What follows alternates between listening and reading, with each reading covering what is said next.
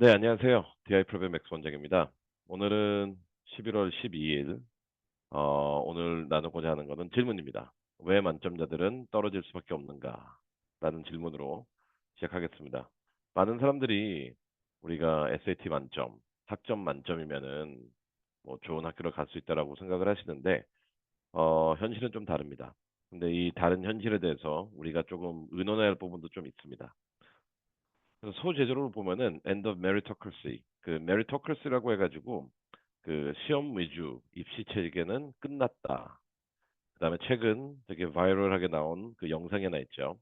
그 스탠포드에서 SAT 만점자들의 75%를 리젝트했다라는 발표가 나왔습니다. 그래서 이 영상을 이 나온 다음에 많은 사람들이 이제 학점 만점, SAT 만점 다 필요 없구나. 내가 만점이 아니더라도 미국 대학교는 들어갈 수 있다. 라는 오해를 하고 있는데 너무나 큰 오해입니다. 이 메리토크러시가 문제 있는 건 맞아요. 그 마이클 샌델도 책을 썼었죠. 저도 이 부분에 대해서 한 1년 전에 책이 나온 다음에 영상을 올린 게 있습니다.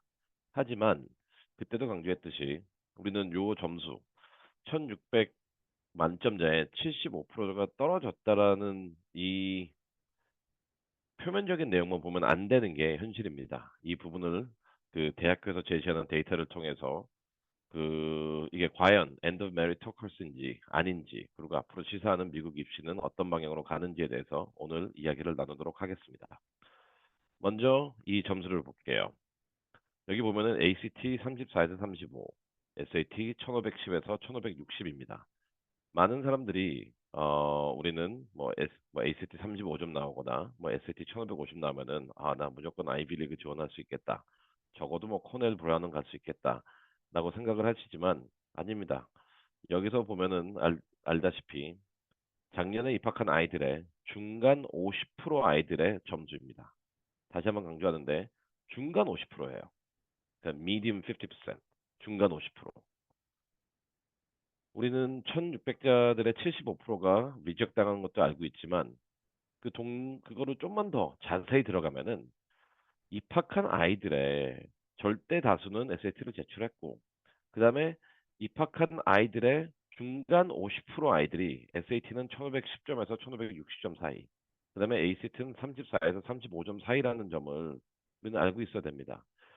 미국 입시 결과 아니면 미국 입시 트렌드 통계 자료를 보면은 항상 에이전들은 whether it be 그냥 인터내셔널 에이전이든 아니면은 에이전 아메리칸 간에 우리는 상위 25%에 들어갑니다. 중간 50%가 아니고요. 그렇기 때문에 올해 입시를 보면서도 뭐 1490인데 나는 뭐 하버드 쓰겠다. MIT 쓰겠다. 스탠프드 쓰겠다. 뭐 브라운은 쓸 수 있지 않을까? 라고 뭐 얘기하는 사람들이 있는데 되게 답답하더라고요.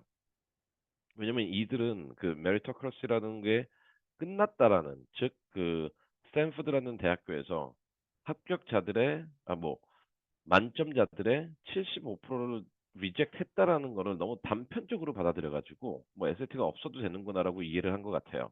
아닙니다. 그냥 우리가 흔히 말하는 홀리스틱 리뷰 중에서 SAT나 GPA는 그 일부분이고 그 부분에서 그 아카데믹한 부분, 점수 부분만 충족했기 때문에 75%가 떨어진 거지. 이 SAT나 기존 스탠더다이즈 테스트나 GPA가 의미가 줄어졌다고 우리가 결론은 내릴 수 없습니다. 그러니까 다시 한번 이 점수를 보시면 알겠지만 유펜에서 공개한 겁니다. 합격자들의 중간 50%, 가 ACT 34에서 35점. 그러면 그리고 SAT 1510에서 1560입니다. 그래서 만약 지금 이걸 듣는 아이가 내가 SAT가 1530이다. 그러면 딱 중간에 있는 거예요. 그 점수는. 1550이다. 중간에 있는 거예요. 34점이다. ACT. 중간에 있는 겁니다. 중간 50%예요. 간당간당하게 점수를 유지한 거겠죠. 또 두 번째, 이 자료를 또 보면은 이건 또 다른 그 아이비리그상 그 제시한 건데 점수를 제공한 사람들의 보세요. 리딩 앤 라이팅 SAT 같은 경우에는 70% 이상이 750에서 800점을 받았대요. 그다음에 25%가 700에서 740점. 그러면은 우리는 합계를 보면은 95%가 리딩 700점 이상이고 그 중에서도 더 중요한 거는 70% 이상이 합격자들의 70% 이상이 리딩을 750점 이상을 받은 겁니다. 그래서 만약 여기 있는 아이들 중에서 SAT 리딩이 간당간당하게 710이다. 그 불가능하죠, 이제. 710이면은 그 24%를 가지고 지금 확률을 쌓아야 되는데 우리 에이전 같은 경우는 항상 상위 25%인데 SAT 뭐 리딩이 710점 나온 거는 하위 25%잖아요. 그리고 700점이 안 됐다. 거의 안 됩니다. 안 됩니다. 수학도 보면은 750점 이상이 87%, 그다음에 700점 이상이 10%. 그럼 결국 뭐예요? 그 수학을 더하면은 97%가 700점 이상입니다. 그래서 여기서 우리가 알 수 있는 거는 그 어, 뭐라고 해야 되냐? SAT에서 리딩 부분이 시험도 쉬워졌고 근데 한 750점이 나와야지만 붙는다 떨어진다는 게 아니라 적어도 중간까지는 간다는 거예요. 중간. 그러니까 1관문인 SAT나 ACT 점수에서 중간까지 간다는 거고 ACT도 보면은 35에서 36이 합격생들의 66%를 차지했습니다. 근데 이와 같이 우리가 이 슬라이드에서 나타나는 건 말해준 건 뭐냐면은 그냥 발표하는 내용들 있잖아요. 우리가 그 영상을 통해 가지고 단편적으로 특히 지금 End of Meritocracy라는 제목으로 많은 사람들이 이 성적이 중요한 게 아니다. 다른 게 중요하다라고 얘기를 하고 있는데 그것도 맞습니다. 하지만 성적이 중요하지 않다라는 성적이 다가 아니다라는 게 오히려 더 중요한 해석이고 그다음에 역으로 해야 되는 거는 성적만 가지고는 우리가 입학을 할 수 없다라는 거예요. 두 번째는 뭐냐면은 성적이 다가 아니다 그래도 합격생들의 데이터를 보면은 점수는 우리가 그렇게 만만하게 볼 수 있는 점수는 아닙니다. 심지어는 ACT 같은 경우는 35, 36이 66%나 되니까 우리는 뭐 35점, 36점 받으면은 나 진짜 좋은 학교 갈 수 있겠다라고 하는데 아니에요. 여러분 합격자들 중에서 여러분들과 같은 점수군에 있는 애들이 10명 중에 6명, 5명 중에 3명이라는 걸 잊지 말길 바랍니다. 근데 이와 별도로 더 재밌는 건 뭐냐면은 이 부분은 바뀐 게 없어요. 그러니까 하이스쿨 랭크. 그러니까 이거는 랭킹을 보여주는 대학교, 그러니까 랭킹을 기재하는 고등학교에 한해서 적용되는 거지만 그래도 성적을 보면 알죠. 대학교들은 다 데이터가 있으니까. SAT와 ACT와 다르게 그 이 하이스쿨 랭크 같은 경우는 단 한 번도 변한 적이 없어요. 아직까지. 그냥 10% 안에. 10% 안에 드는 아이들이 그냥 95%라는 거. 그럼 전부 다라는 거죠. 그래서 만약 우리 아이가 10% 안에 못 듣는다. 그럼 저 5% 갖고 싸워야 되는 건데 불가능할 겁니다. 솔직히 고등학교에서 10% 안에 듣지 못하는데 미국 상위 20위권 안에 있는 학교를 가는 거는 조금 너무 욕심이 아닐까요? Anyway, 그러한 주관적인 판단 말고 우리는 오늘 그냥 수치를 보고 얘기를 하는 거니까 그 랭킹도 학교 랭킹도 보면은 95%의 아이들이 그 합격생들이 다 본인이 재학 중인 학교에서 적어도 10% 안에 들었다라는 그 결과를 미국 대학교에서는 얘기하고 있습니다. 그럼 여기까지 보면은 우리가 그 SAT, ACT 그다음에 고등학교 성적 변한 거 하나도 없습니다. 우리가 아무리 End of Meritocracy라고 하고 그다음에 스탠포드가 아무리 만점자의 75%를 리젝했다고 한들 우리는 그 내용을 제대로 이해하고 있는 게 아니고 그리고 오늘 영상을 통해 가지고 왜 75% 아이들은 80% 아이들은 90% 아이들은 만점자 아이들은 떨어질 수밖에 없는지에 대해서 한번 이야기를 나눌 거고 그다음에 그 1차적으로 지금 나와 있는 점수를 충족한 아이들은 앞으로 어떤 부분을 충족해 나가야 되는지 그 부분에서 알게 될 겁니다. 그다음에 세 번째는 이러한 점수군에 없는 아이들도 물론 아이비리그에 가는 거는 불가능할 겁니다. 힘들 겁니다. 뭐존 홉킨스나 카네기 멜론도 노스웨스턴도 힘들 겁니다. 하지만 그래도 20위권, 25위권, 30위권의 학교를 가기 위해서는 우리가 점수로 안 된다면은 어느 부분을 충족해야 되는지에 대해서 같이 이야기를 나누도록 하겠습니다. 먼저 일단 많은 사람들이 에이전들이 미국 대학교 들어가는 건 너무 힘들다라고 얘기하는데 꼭 그렇지는 않은 것 같아요. 뭐 힘들긴 힘들지만 그렇게 힘들진 않습니다. 한번 이 부분 보겠습니다, 우리가. 여러분들이 봐야 되는 게 뭐냐면은 미국 어느 대학교든 간에 에이전, 아메리칸이 25%, 인터내셔널 스튜던트가 15%, 그리고 40% 정도가 우리 에이전들한테 해당이 돼 있어요. 40%. 지금 이거는 미국에 있는 대학교입니다. 여기는 프린스턴이죠. 그렇기 때문에 그 40%면 충분히 높은 거 아니에요. 대학교에서 40%를 그 에이전들 풀에 들어가는 거니까 여러분들이 입시가 어렵다라고 하는 거는 그냥 잘못된 생각입니다. 어차피 관문은 넓어요. 흔히 요 아래 그 멀티레이셜에 해당되는 아이들도 있죠. 간혹 가다가 부모님이랑 어머니가 그 이제 뭐 인종이 달랐을 경우 요 그래도 7%예요. 그래도 이 아이들은 아프리칸 아메리칸이나 히스패닉이랑 비슷해요.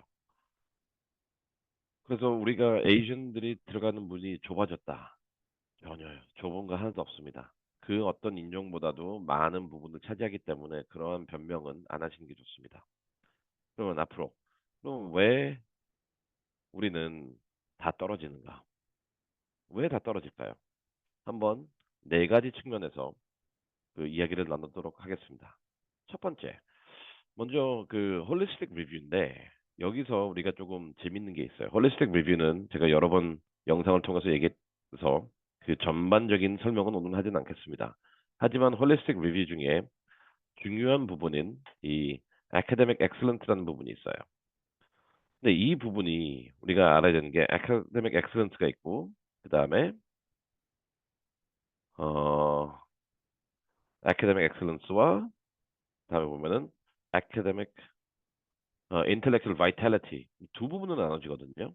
그래서 이 두 부분에 대해서 우리는 오늘 얘기를 하는데 첫 번째 슬라이드에서 제가 홀리스틱 리뷰를 가기 전에 이 academic excellence를 했던 이유는 뭐냐면은 그러니까 미국 입시는 어떻게 보면 되게 쉬워요. 진짜 쉬운 것 같아요. 저는 쉬운 것 같아요. 쉬운 이유가 뭐냐면은 대학교들이 다 공식을 주고 있어요. 제일 먼저 우리가 학업을 볼 때는 어딜 본다고 돼 있죠? 여기서 요 transcript 성적표를 보게 돼 있잖아요. 근데 여러분들 잘 보세요. 여러분들은 지금 뭘 하고 있나요? 학교에서는 그냥 대충 수업 듣고, 그다음에 외부에서 수상 경력 쌓고, 외부에서 AP 시험 보고, 외부에서 대학교 수업 듣고, 외부에서 온라인 수업 듣고, 외부에서 서머 캠프 보내고. 그런데 미국 입시에서 제일 첫 관문은 뭐냐면 여러분의 성적표에 의거해서 우리가 얼마나 난이도 있는 수업을 듣고 있는지를 본다라는 거예요. 이걸 잘 기억해 주세요. 지금 만약 우리 아이가 대회 준비하고 있고 학교 수업은 좀 소홀히 하고 그러면은 평가를 받는 기준에서 점점 더 멀어지고 있는 거거든요. 입시 자체는 지금 보시면 알겠지만 이건 스탠프드에서 말하고 있습니다. 스탠프드 말하는 거는 딴 거 다 필요 없다고 뭐 물론 홀리스틱 리뷰가 다양한 측면이 있지만 적어도 academic excellence와 관련해서는 이 점수와 관련해서는 우리는 너의 트랜스크립트를 먼저 보겠다라고 그 조건 중에 하나는 How do you challenge yourself? 우리가 흔히 말하는 리거가 되겠죠. 그래서 지금 한번 여러분들이 공부하는 방향성을 보세요. 학교에서 열심히 하는 아이인지 아니면은 밖에서 열심히 하는지 아니면 대학교에서 여러분들의 지적 가능성을 보기 위해서는 직접 수준을 보기 위해서는 제일 먼저 여러분들의 성적표를 본다고 돼 있어요. 이 부분은 커먼앱에서도 반영이 되고 있죠. 한 10년 전만 해도 커먼앱에는 내가 12학년 때 들을 수업만 기재하게 돼 있습니다. 하지만 몇 년 전부터 9학년 때 어느 수업을 어느 난이도로 몇 점 받았는지, 10학년 때 어느 수업을 어떤 난이도로 몇 점 받았는지, 11학년 때 어느 수업을 어떤 난이도로 몇 점 받았는지, 12학년 때 어느 수업을 어떤 난이도로 몇 점 받았는지 이거를 자세하게 기재하게 돼 있습니다. 이런 변화들을 보면은 우리가 새로운 변화라기보다는 기존의 대학교에서 우리는 앞으로 학생들은 이러한 방향으로 평가하겠습니다라고 했던 부분에 대한 그 반영이라고 할 수 있습니다. 계속 나가볼게요. 그 그다음에 어, 지우고 그다음에 홀리스틱 리뷰는 또 여기서 나와 있듯이 또 우리가 알아야 되는 거 이제 오늘 이제 핵심입니다. 흔히 저도 한 3개월 전인가 UNC하고 하버드 대학교 affirmative action이 이제 없어졌잖아요. 근데 그 판결에 정말 재밌는 건 뭐냐면은 affirmative action은 없었음에도 불구하고 우리는 앞으로 대학교들에게 주문을 해요. 학생들의 백그라운드를 보라고. 학생들의 라이프 익스피리언스를 보고 평가해 달라고. 근데 연방 대법원이 새로운 공식을 가져온 게 아니고요. 홀리스틱 리뷰 중에 한 부분이 요 백그라운드예요. 요 라이프 익스피리언스. 뭐냐면은 여기서 나와 있듯이 그 여기서 지금 얘기하고 있잖아요.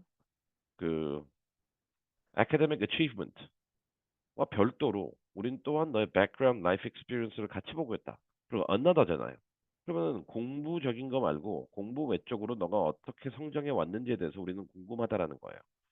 여기서 이제 히스패닉 애들은 자기의 히스패닉 백그라운드 쓸 거고, 아프리칸 아메리칸은 아프리칸 아메리칸 백그라운드 쓸 거고, 그러면은 Asians, what is your story? 그래서 어떻게 보면 이거는 모든 하버드도 이 질문을 넣었어요 이번에. 기존까지는 결국 한 개 질문이 있었잖아요. 나머지는 지웠으니까 한 개. 너와 다른 애들과 어떻게 다르냐. 근데 그 질문을 없애고 제가 지원했을 때도 그 질문이었거든요.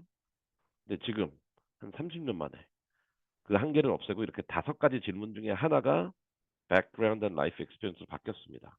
이와 같이 어, 새로운 변화는 없어. 어차피 다 있었어요.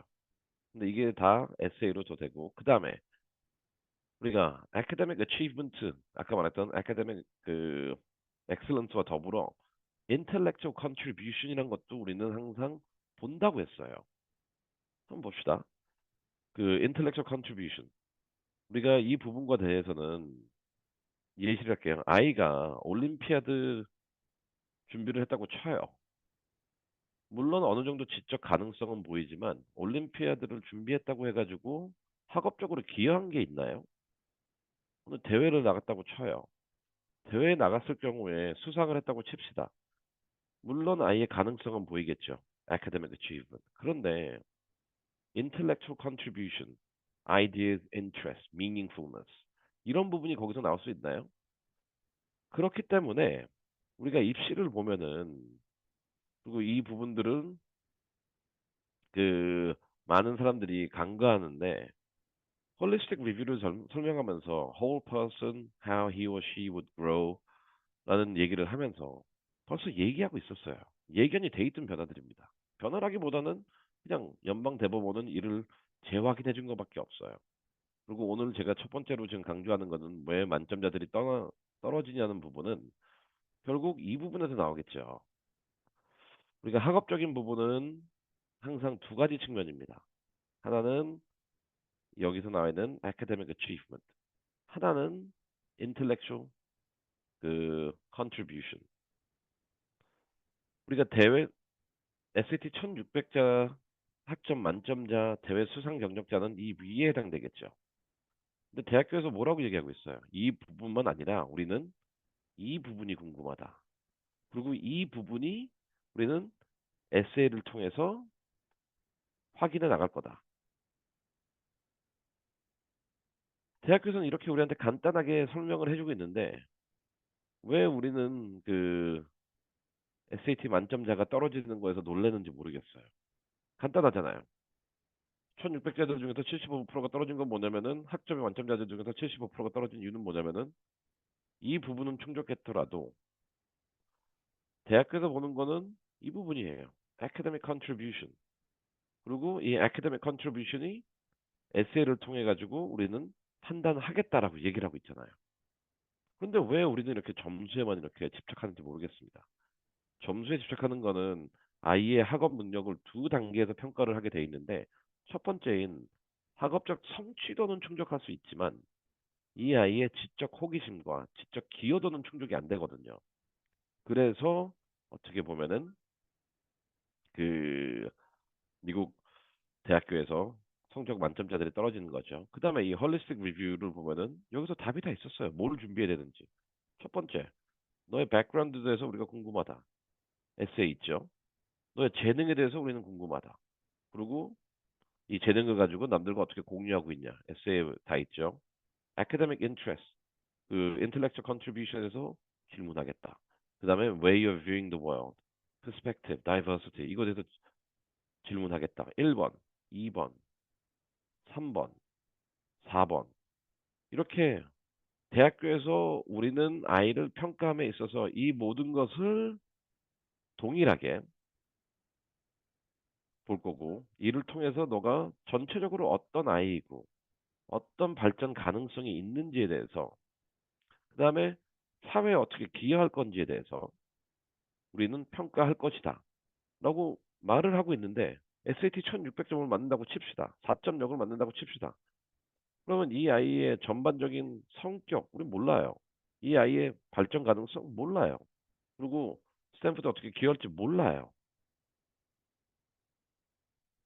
이게 좀 이해되시나요? 왜 만점자들이 떨어지는지. 이 부분은 그래서 아까도 말했듯이 메리토크래시가 끝났다라고 사람들은 주장을 하는데 전혀요. 끝난 게 아니라 어떻게 보면 우리한테는 더 rude awakening experience, 우리한테는 우리 자신을 돌아볼 수 있는 엄청난 좋은 기회가 된 거예요. 어떤 기회냐? 우리가 준비를 진짜 잘못하고 있구나. 어떻게 보면은 학부모들이 본인의 경험을 바탕으로 해가지고 한국에서 받은 교육을 바탕으로 해가지고 우리는 무조건 전교에서 1등하면 좋은 대학교 가고 수능에서 만점이면은 좋은 대학교 가고 이러한 잘못된 입시관을 갖고 있기 때문에 아이들의 피해를 보는 거죠.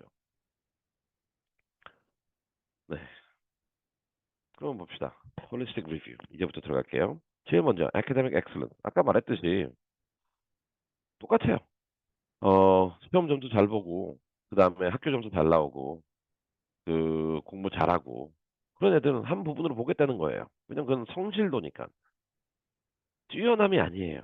성적이 좋은 애들은 그냥 성실한 애들 뿐이에요. 성실함. 공부도 열심히 하고 그냥 성실도.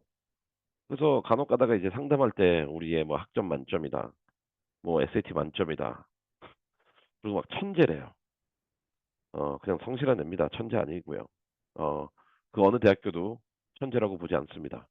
근데 제가 곰곰이 생각해 보면은 그게 왜 사람들이 이 부분에만 집착을 할까라는 고민을 많이 해요. 왜 성적에만 집착을 할까? 어, 입시를 하면은 재밌는 게 뭐냐면은 그 원서에서 부모님들의 학력이 나와요. 학력을 쓰게 돼 있어요. 네. 여러분들의 학력을 미국 입시에 기재해야 됩니다. 직업과 더불어. 그런데 저도 이렇게 작업하면서 이렇게 점수에 집착하는 학부모들의 특징이 뭐냐면은 학력이 아이비리그가 아니에요. 뭐 서울대였는데 고대도 아니에요. 그러니까 여러분들도 주변에 보면 공부 잘하는 사람들 보면은 이렇게 자기 성적 자랑 많이 안 해요. 왜냐면은 자기가 성적만으로 되는 게 아니라는 걸 알고 있거든요. 그래서 우리가 에카데믹 엑셀런스라는 부분은 입시의 진짜 홀리스틱 리뷰 중에서도 작고도 작은 부분입니다. 근데 또 여기서도 또 실패해요. 뭐냐면은 대학교에서는 제일 강조하는 게 너가 얼마나 우리는 너의 성적표를 통해 가지고 이 리거를 보기로 했어요.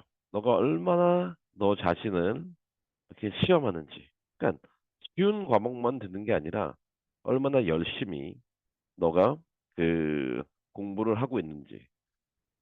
근데 이 부분이 되게 중요합니다. 다시 한번 트랜스크립트가 나왔어요. 성적표를 통해 가지고 너의 점수도 보겠지만 이 점수의 질적인 면에서 너가 얼마나 너를 challenge yourself throughout high school.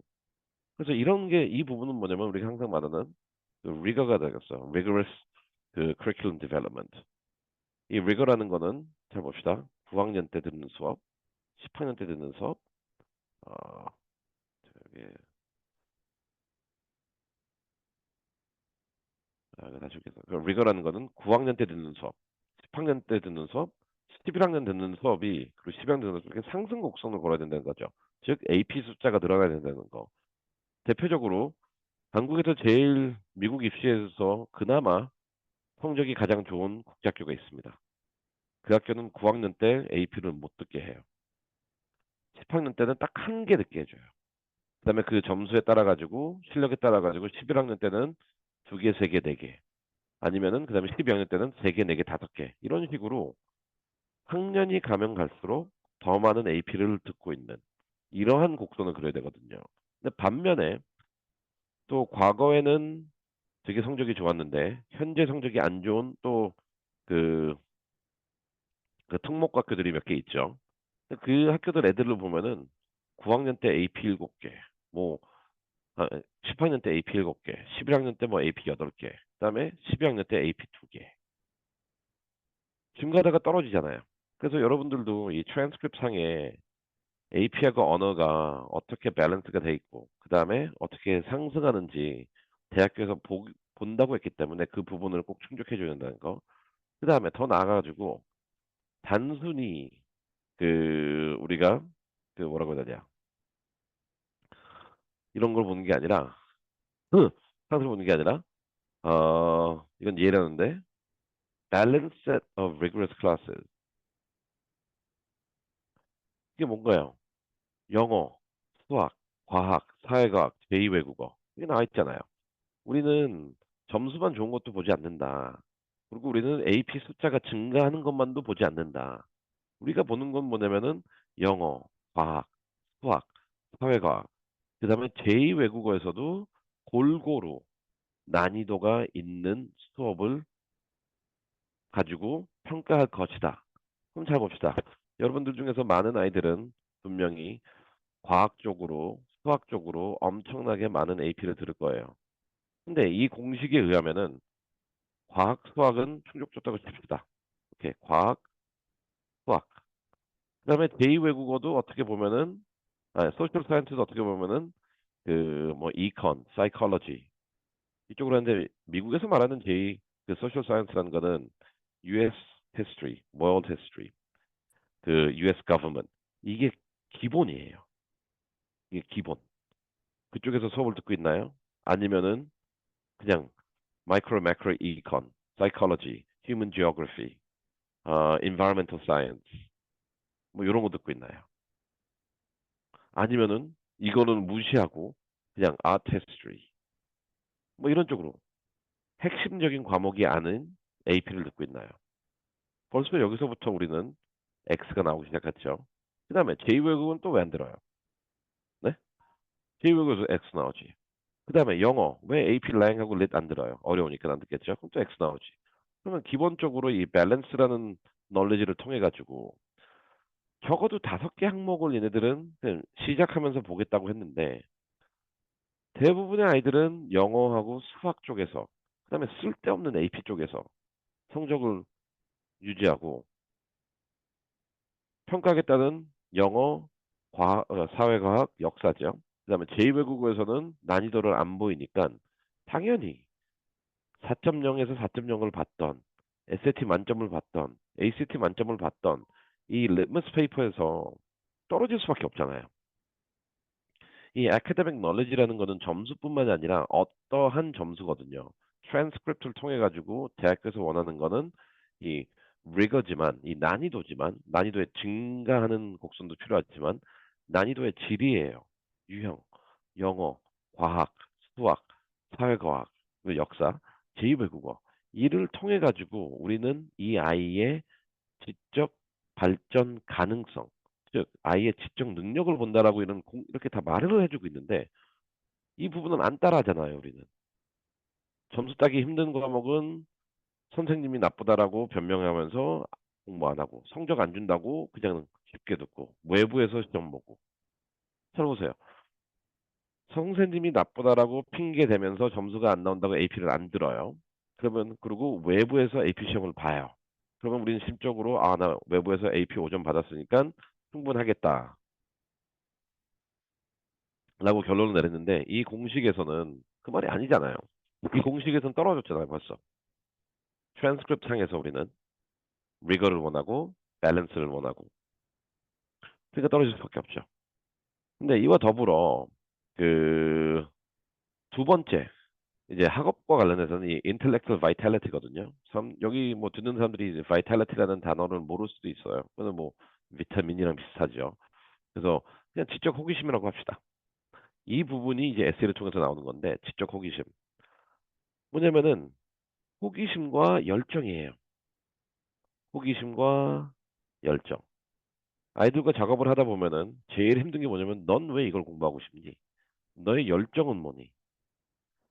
어, 할 말이 없어 애들이. 왜냐면은 대학교에서 원하는 거는 그 depth of commitment, 얼마나 일을 위해서 시간을 많이 보내는 거거든요. 우리가 시험 공부를 했다고 봅시다. 아니, 하나 더. 그 다음에 이러한 열정을 나타나기 위해서 너는 얼마나 다양한 기회를 누리고 경험했니? 세 가지 측면이죠.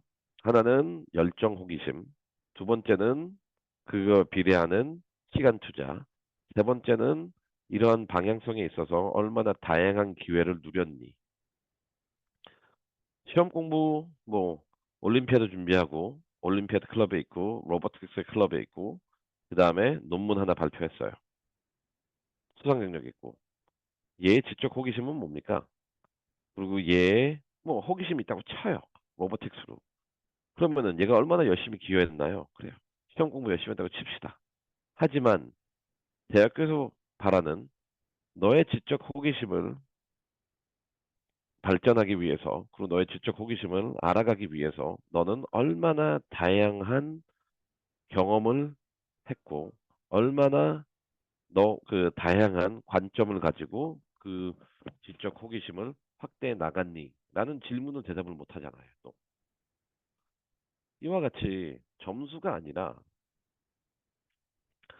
호기심, 그다음에 깊이, 그다음에 넓이.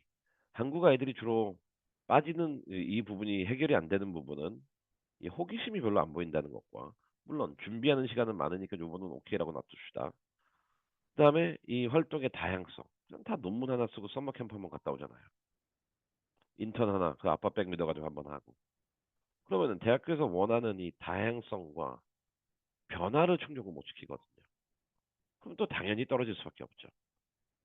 이와 같이 우리가 이 메리토크리스를 우리가 잘못 이해하는 건 뭐냐면은 끝난 게 아니에요. 왜냐면은 처음부터 미국 입시는 이 메리토크리스에 기반된 게 아니었어요. 어쩌다 보니까 점수 높은 애들이 붙어요. 근데 점수 높은 애들만 붙는 것도 아니었어요. 그리고 또 만점인 자들이 더 유리한 것도 아니에요. 그리고 1등 졸업생이 더 유리한 것도 아니에요. 왜냐면은 지금 봤듯이 지적 능력은 교내 수업, 깊이, 그다음 아까 말했던 다섯 가지 영역에서의 난이도, 그다음에 이 부분이 충족되면은 그 지식 배경을 가지고 너는 너의 지적 호기심을 얼마나 다양한 방면으로 추구하고 확장해 나가고 있냐라는 더 큰 질문이 있는데 이 부분은 충족하지 못하니까 1600점 받은 애들의 70% 80%가 떨어지는 거고 만점자들의 70% 80%가 떨어지는 거예요. 이제 좀 이해되셨나요? 이러한 점수적인 측면이 끝난 게 아닙니다. 왜냐면 우리가 아까 유펜 자료를 보면은 중간 50이 뭐 ACT 34, 35였고 그 SAT는 1550이 중간 50%였잖아요. 그리고 합격자들의 90% 이상이 뭐 30, 그 35 이상, 뭐 1550 이상 이랬으니까 점수도 중요합니다. 하지만 점수는 아까 말했던 그냥 시작 중에 시작, 베이스라인. 그리고 그로 인해 가지고 여러분들의 지적 능력이 평가되는 것도 아닙니다.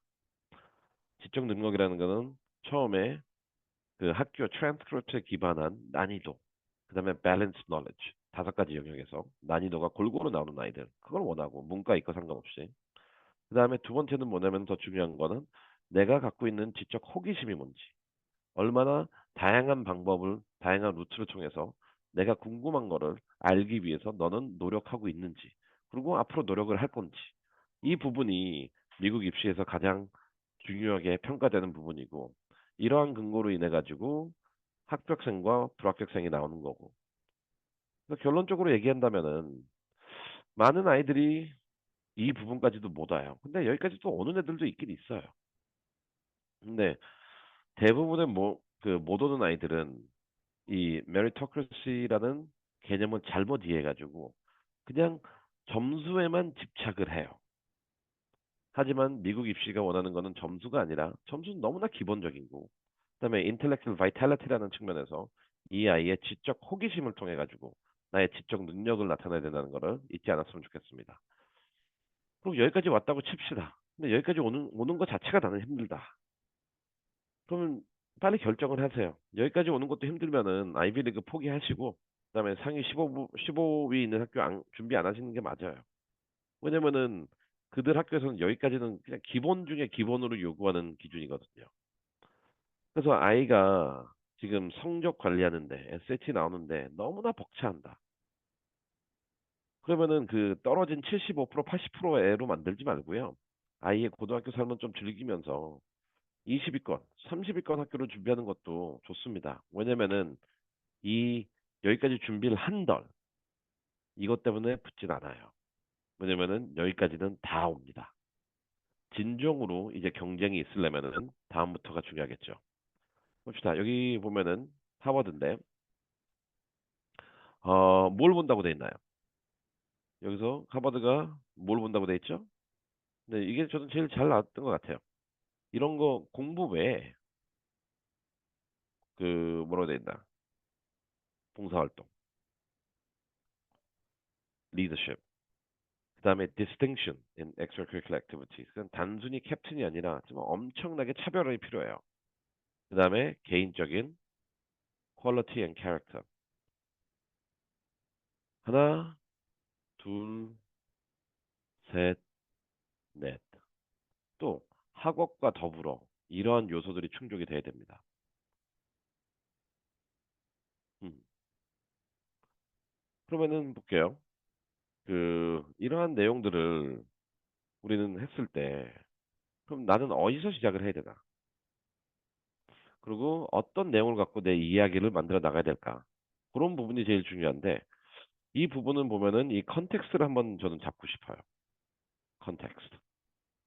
여러분들이 컨텍스트라는 단어를 모를 것 같아가지고 여기 그 정의를 해놨습니다. 그 사전적 정의인데 모든 게 발생하는 그 상황이에요.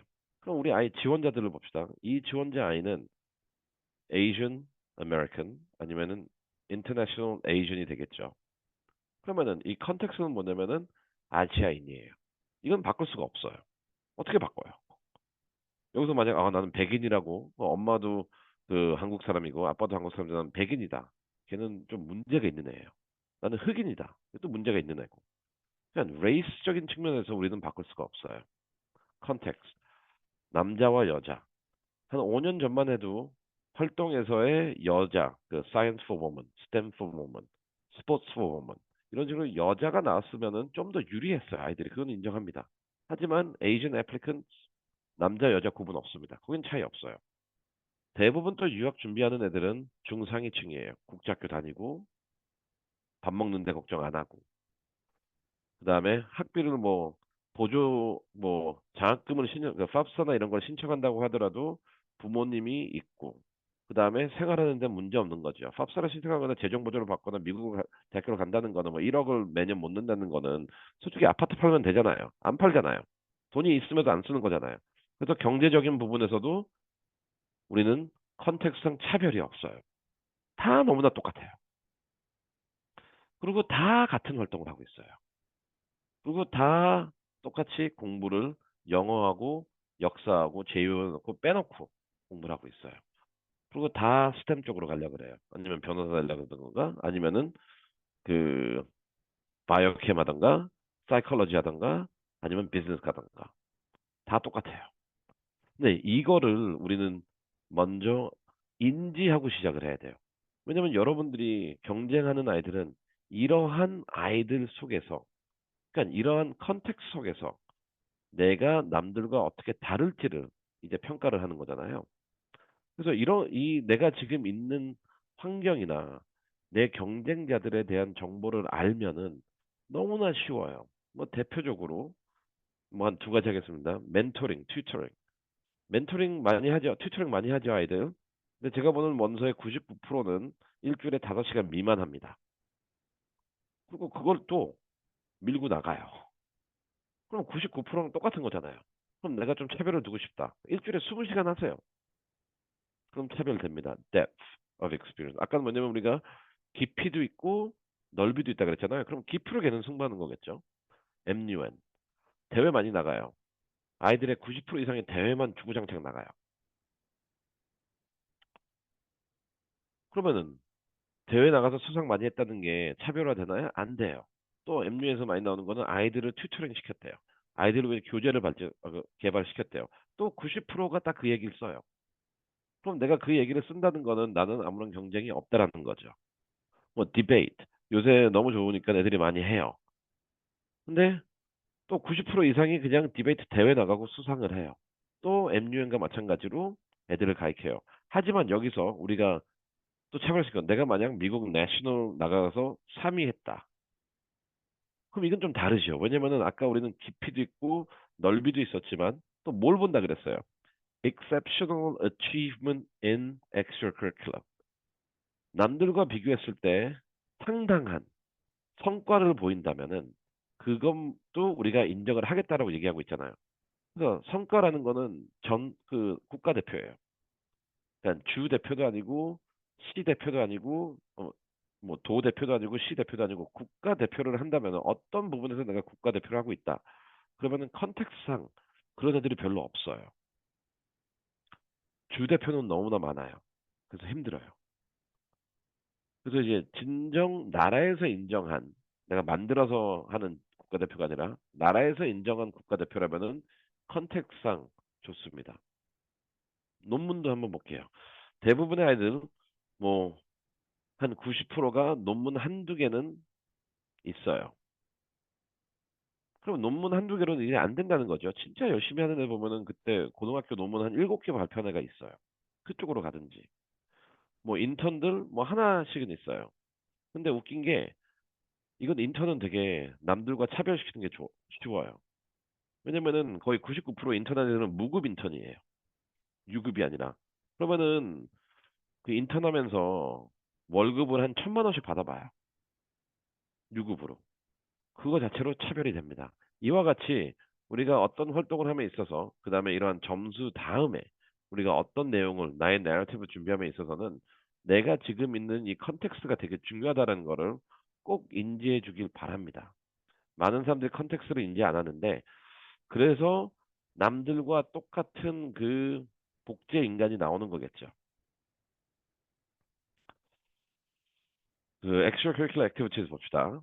여기서 또 중요한 건 뭐냐면은 우리는 아까도 말했듯이 exceptional depth가 중요하다고 했잖아요. 근데 많은 사람들은 그리고 또 여기서 중요한 건 뭐냐면은 그 우리 활동을 통해 가지고 이 부분이 되게 중요한데 이 깊이죠. 그다음에 성과, 그다음에 시간 투자. 그래서 깊이라는 거는 일반적으로 제가 보기에는 주당 한 10시간에서 한 20시간 사이.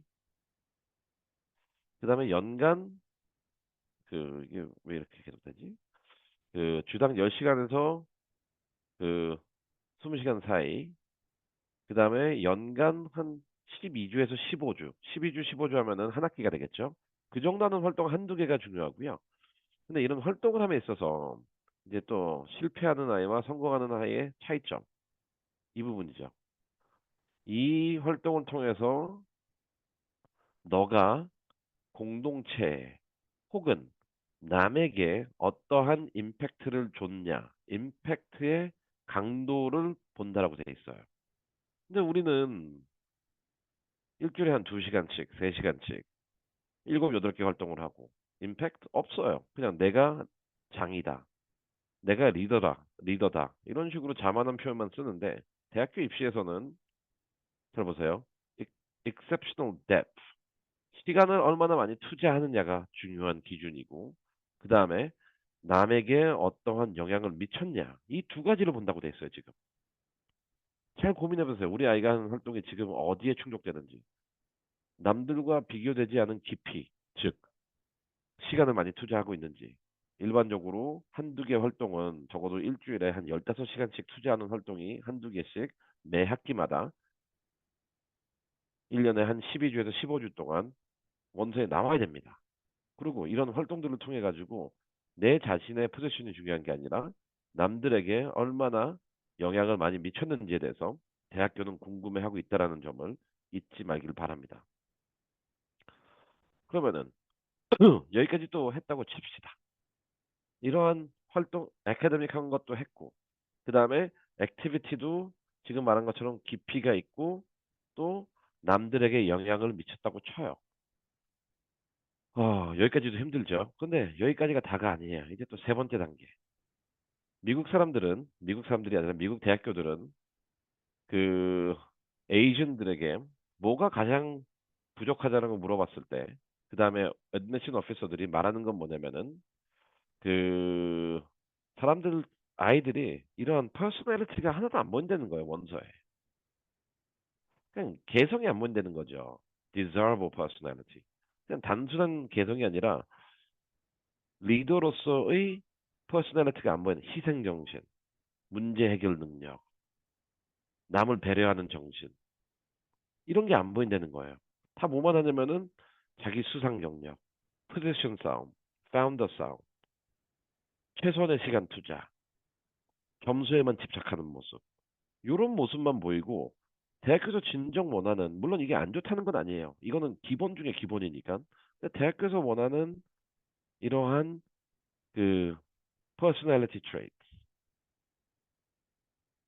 그다음에 여기서는 뭐 창의력, 자기 표현 능력, 문화력 이런 부분이 원서에서 안 보인다라고 계속 반복해서 얘기하고 있습니다. 그래서 나중에 대학교에서 내가 떨어졌는데 물어보면은 우리 애가 뭐가 부족하냐 했을 때 transcript academic excellent 하다. 하지만 we do not see or he or she lacks in desirable personality trait. 간단하게 답이 옵니다. 그냥 이런 매력적인 인간이 아니라는 거죠. 점수는 좋을지 모르지만 미국 상위 대학에서 원하는 그 매력, 즉 봉사정신, 희생정신, 남을 위한 정신, 창의력, 문화적인 awareness 도전 정신 이런 부분이 안 보이기 때문에 우리는 떨어질 수밖에 없다라고 하고 있고 그 다음에 결국 우리에게는 이야기가 없다라는 거죠. 그래서 지금 여기서 듣는 사람들 What is your story? 그냥 공부 열심히 하는 아이? So boring. 얼마나 재미없어요. 공부만 열심히 하는 아이? 얼마나 능력이 안 되면 공부만 하겠어요.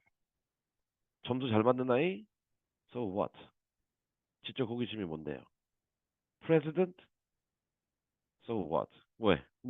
그래서. 너, 적어서 미국의 대학교에서 원하는 15시간씩 희생하고 있니? 안 하지요. 왜냐면 공부해야 되니까. 그 다음에 포지션은 상관없이 남을 위하는 희생정신. 절대 안 하죠. 다 founding, founder 이런 거나 하고 있지. 그 다음에 공동체 어떻게 기여했니? 안 했죠. 자기 수상 경력에 따는 게 더 중요하니까. 이런 것들 때문에 이야기가 없어요. 그래서 이제 원서 낸 아이들은 어쩔 수 없지만 앞으로 원서를 쓰는 아이들 적어도 우리가 어떠한 이야기를 써야 되는지에 대해서 간단히 언급해 드리겠습니다. 첫 번째, 이런 것 같아요. 제일 원하는 거는, 여기서, 우리가 affirmative action 끝난 다음에, 그건 메인 에세이 글이 되겠죠. 내 인생에 영향을 끼친 배경은 뭔지. 그래서, 이거는 내가 어디 기억나는 게 아니라, 애플리컨트의 삶에 어떠한 영향, 이 아이는 어떤 배경에서 왔는지가 되게 중요해요. 그래서 그 컨텍스 얘기를 아까 했잖아요. 모든 대학교가 이 부분을 갖고 있습니다. 너는 도대체 어떠한 배경에서 어떻게 자라가지고 너만의 이러한 특이한 캐릭터, 밸류 시스템을 갖게 되었니? 그리고 그걸 통해 가지고 우리는 너가 어떤 인간으로서 우리 학교에 기여할지에 대해서 판단할 것이라고 대학교에서 선언을 했습니다. 그래서 background essay 아까 얘기했잖아요. background essay. 그래서 여러분들이 필요한 내러티브는 뭐냐면은 나만의 background. 아까 그 컨텍스트가 그래서 되게 중요합니다. 두 번째 또 필요한 건 뭐냐면은 Community Impact Projects. 유펜이 이러면서 되게 좋은 것 같아요. 공개를 많이 해요. 합격자들의 92%가 공동체에 기여하는 다양한 복수로 돼 있잖아요. 다양한 프로젝트를 했고 그 에세이를 그러니까 90 합격생들의 92%가 공동체에 긍정적으로 기여하는 프로젝트에 참여를 했다고 하니까 여러분들의 내러티브 중에 하나는 이건 모든 대학교 또 다 있습니다. 여러분들의 내러티브 중에 내가 공동체에 어떠한 긍정적인 영향을 미쳤는지에 대한 이야기가 반드시 나와야 되겠죠. 세 번째, 어, 다이버시티란 부분은 조금 없어졌는데 이제 여기서 뭐냐면은 저는 그냥 perspective. 너가 세상을 바라보는 시각은 뭐냐? 이 질문이 꽤 많아요. 어떻게 되면은 너와 생각이 다른 사람들과 논의했을 때 너는 그 부분을 어떻게 대응했니? 너는 너와 다른 사람들과 어떻게 교류하니? 너는 너가 가지고 있는 세계관은 어떻게 되니? 이런 식의 perspective 에세이인데 이 또한 우리가 또 필요한 내러티브 중에 하나고 활동을 통해서 나타나야 됩니다. 리더십 에세이. 여기서 보면은 되게 쉬워요. 우리가 리더십. 우리는 항상 포지션을 가는데 얘네는 뭘 본다 그러죠? 첫 번째, 시간 얼마나 보냈니? 그러니까요. 무조건 리더십은 시간이에요. 시간 투자. 그래서 만약 지금 아이가 7개, 8개 리더십 포지션에 있다. 때려치우라 그러세요. 그냥 리자인 하세요. 무조건 좋은 리더십이라는 거는 10시간, 15시간 이상 시간을 투자해야 됩니다. 그래서 아까도 나와 있었지만 대학교에 붙는 애들 보면은 진짜 쓸데없이 여러 개 활동을 조금씩 하는 것보단 자기가 집중해서 하는 활동들이 있어요. 무조건. 우리는 이거를 스파이크 활동이라고 하는데 이 스파이크 활동에서 많은 사람들은 그냥 남들과 다른 좀 유니크한 퍼스펙티브를 가지만 여기서 나온 것처럼 미국 대학교에서는 항상 a mind of time. 넌 시간 얼마나 보내니?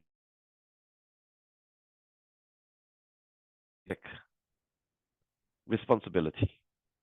그러니까 너의 책임이 뭐였고, 그 다음에 너의 그 contribution이 뭐였는지.